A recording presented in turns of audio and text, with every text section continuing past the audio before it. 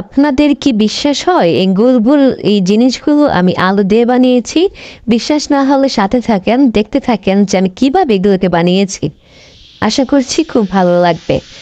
সেজন্য এখানে আমি কিছু আলু নিয়েছি, আলুর চামড়াগুলো ছিলে নিয়ে এবার ভালোভাবে এগুলোকে পানি দিয়ে ধুয়ে একটা গ্রেটারের সাহায্যে ভালোভাবে চিকন চিকন করে গ্রেট করে নেব।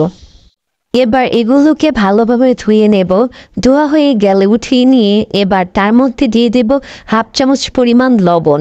লবণ দিয়ে 15 মিনিট সময়ের জন্য এটাকে এক সাইডে রেখে দেব।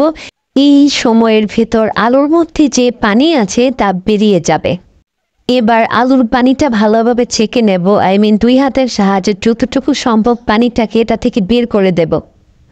এবার পানিটাকে ভালোভাবে নিংড়ানো হয়ে গেলে এবার এর মধ্যে দিয়ে দেব 1/4 চা চামচ পরিমাণ কালো গোলমরিচের গুঁড়া, হাফ চামচ পরিমাণ লবণ আর 2 টেবিল চামচ পরিমাণ দিতে হবে কর্নফ্লাওয়ার দিয়ে ভালোভাবে মিক্স করে নেব। ভালোভাবে মিক্স হয়ে গেলে এবার সামান্য পরিমাণ ডো নিয়ে হাতের তালুর সাহায্যে গোল গোল মিষ্টির মতো করে শেপ দিয়ে নেব। একে একে সবগুলোকে এভাবে আমি শেপ করে নেব। আলুর এই মিশ্রণটিকে দিয়ে বল বানিয়ে নেব আর কি। চুলায় একটি ফ্রাই প্যান বসিয়ে তাতে পর্যাপ্ত পরিমাণ তেল দিয়ে হালকা কুসুম গরম করে নিয়ে তাতে একে একে দিয়ে দেব হচ্ছে আমার আলুর তৈরি করা বলগুলো।